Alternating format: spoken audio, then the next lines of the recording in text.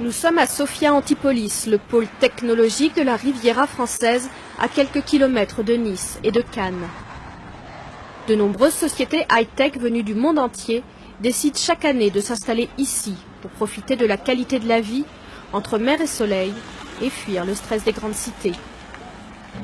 C'est ici aussi que cet homme a établi sa société, SK Group. Séverin Keutze est camerounais, ingénieur et docteur en sciences informatiques industrielles.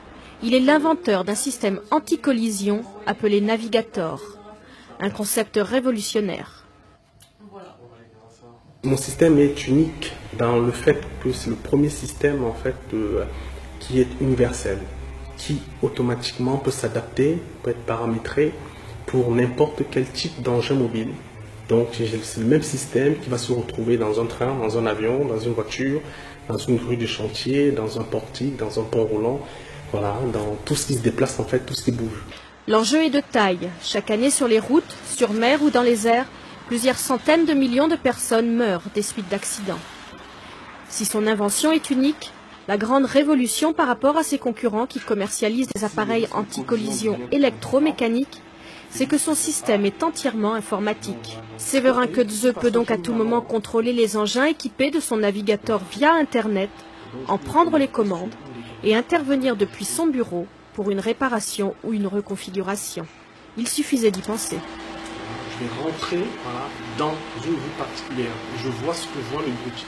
Autre révolution, le concept même du système, qui consiste à rendre l'engin intelligent. C'est au véhicule d'appréhender son environnement pour estimer le risque de collision. Navigator est un produit global, un ordinateur de bord, un logiciel, un radar et des capteurs. Le positionnement du véhicule, sa vitesse, la charge qu'il transporte, sa capacité ou non à freiner, la vitesse et la direction du vent, tous ces paramètres sont relevés et envoyés à l'ordinateur de bord. Et en fonction de ces paramètres, l'ordinateur va estimer, va calculer le risque de collision en fait de l'engin. Donc si le risque de collision devient important, on avertit le conducteur, le pilote, et si le risque devient critique, c'est l'ordinateur, le système Navigator qui prend les commandes en fait et qui automatiquement va éviter la collision. Un système que M. Keutze a bien entendu breveté et que le ministère de l'Industrie a classé technologie clé française, un label attribué aux innovations les plus stratégiques. Tout a commencé en 1990. Séverin Keutze est élève ingénieur et sa thèse de doctorat porte sur les problèmes de collision. C'est en approfondissant ce travail qu'il met au point le Navigator. En 1991, il remporte le premier prix national de l'innovation et de l'invention décerné par l'ANVAR, devant Matra et Air France. Le leader de la grue en France s'intéresse alors à son concept et le subventionne pour lancer sa production. Il crée son entreprise et petit à petit, il démontre l'avance de sa technologie. 15 ans plus tard, le système a bien évolué. Il intègre toutes les fonctions nécessaires à la bonne conduite et à la sécurité des grues sur un chantier. Le produit est reconnu, reste à le vendre. Pas si facile quand on est un patron noir dans un secteur high-tech. On dit souvent le grand black est passé. Donc c'est un atout fondamental en termes de marketing. Ça veut dire que j'ai peu d'efforts à faire pour être connu. Le mauvais côté de la chose, et ça je le dis avec toute franchise, nous sommes dans une société où l'inconscient collectif a beaucoup d'a priori.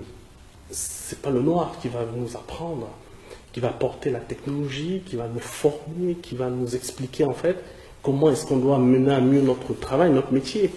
Donc je suis de temps en temps bien sûr confronté à ce genre d'a priori. Des a priori qui l'ont quand même mené, lui et sa femme, jusqu'en garde à vue. La police française le suspectant de n'être pas l'inventeur de son système Navigator.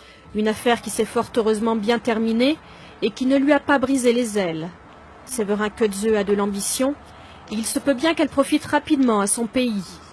Dès cette année, il souhaite installer une antenne de sa société SK Group au Cameroun pour y implanter son pôle call center.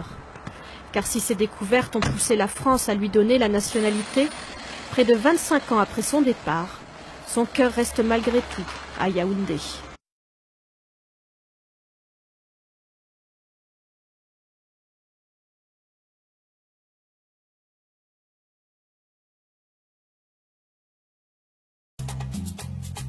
Malgré la crise, la ville est encore un chantier permanent. Le sable du désert disparaît sous les tours. Nulle part ailleurs on ne construit aussi vite. Dubaï reste la ville de la démesure. Le plus grand hôtel du monde, l'hôtel Atlantis, a été construit en moins de 2 ans. Le Burj El Arab, cet hôtel en forme de voile, est plus haut que la tour Eiffel. C'est sur le chantier d'un futur hôtel que nous rencontrons un ingénieur français, Séverin Quezeux. Originaire de Strasbourg, il passe désormais sa vie sur les chantiers de Dubaï. Sur le chantier d'un futur hôtel que nous rencontrons un ingénieur français, Séverin Quezeux. Originaire de Strasbourg, il passe désormais sa vie sur les chantiers de Dubaï. Car c'est un spécialiste des grues.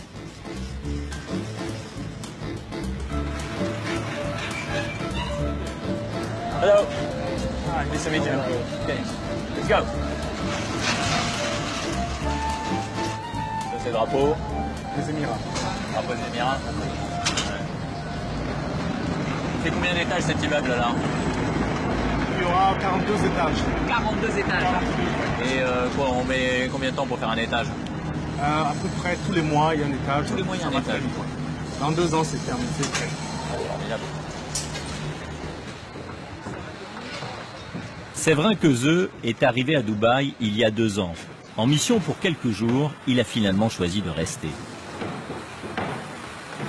Car cet informaticien est fasciné depuis toujours par les grues. Et l'Émirat est bel et bien leur royaume.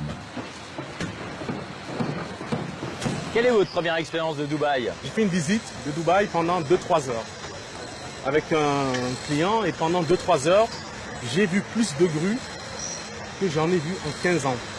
C'était complètement effroyable. C'était un chantier, la ville était un chantier grandeur nature. C'était en quelle année?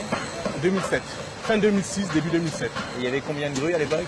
À l'époque, on était déjà aux alentours de 15-20 000 grues déjà. Contre 6 000 aujourd'hui en activité en France, hein, c'est ça? Oui, tout à fait. Et aujourd'hui, sur Dubaï, nous avons à peu près 30 000 grues actuellement dans les Émirats. 30 000 actuellement. On peut monter là-haut? Vous m'expliquez un peu mieux ce qui se passe? Oui, bien sûr, bien sûr. On y va. Avec plaisir.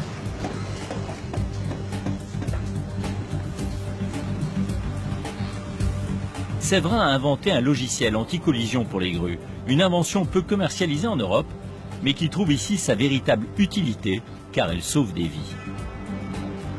Voilà. Ouais, d'accord. C'est magnifique ici. C'est tout le mérite du logiciel que vous avez mis au point. C'est justement de contrôler les mouvements des grues, Oui, les harmoniser, les coordonner pour éviter les collisions. exactement. Nous contrôlons, on harmonise tous les mouvements en 3 dimensions dans l'espace afin d'éviter tout risque de rapprochement en deçà de 2 mètres de distance de sécurité. Voilà, que ce soit en hauteur ou de façon horizontale, voilà, dans l'espace. Et vous avez le souvenir d'une collision entre 2 grues qui ait fait des morts ici? Oui, bien sûr. Alors là, on est en train de tourner là. Hein. Pas de risque de collision? Voilà, le système sécurise tout.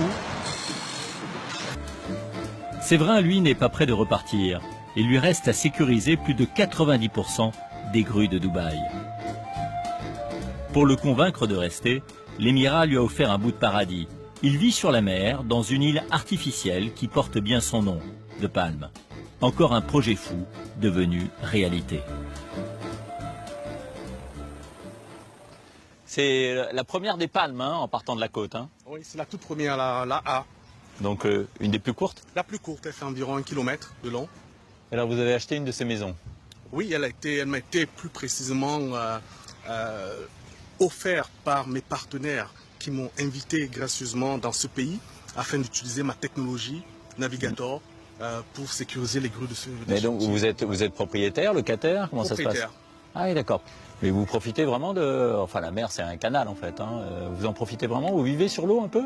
Ah oui, ici, on s'y baigne fréquemment. On va visiter des amis en kayak. Ah bon? On est kayak, tout à fait. On vit pas mal sur l'eau ici. C'est assez intéressant. Et ça, c'est votre maison, hein, c'est ça? Oui, c'est chez moi, oui. Ah, j'aperçois votre petite famille, là, sur le balcon. Bienvenue. Bonjour. Bonjour les filles, bonjour Cathy, comment allez-vous? Bonjour, très bien, merci. Comment vous définiriez cette ville de Dubaï? C'est une ville c'est une ville qui, en fait, je pense que c'est comme un peu dans un rêve. Ils ont pris c'est des gens qui ont effectivement donc eu beaucoup d'argent donc par le pétrole notamment. Et ils ont voyagé, ils se sont entourés de personnes importantes pour en fait prendre le meilleur de chaque continent. Tout ce qui existe dans le monde se trouve à Dubaï. Oui, il y a les shopping centers. Là, à mon avis, le pauvre, il doit la sentir passer. Hein. La note à la fin du mois, non? C'est vrai, mais il n'y a pas que ça. Toutes les activités qu'on trouve partout dans le monde se trouvent ici. On peut aller skier si on a envie. Donc vous vous sentez capable de vivre ici pendant des années, voire une partie de votre vie? Pourquoi pas?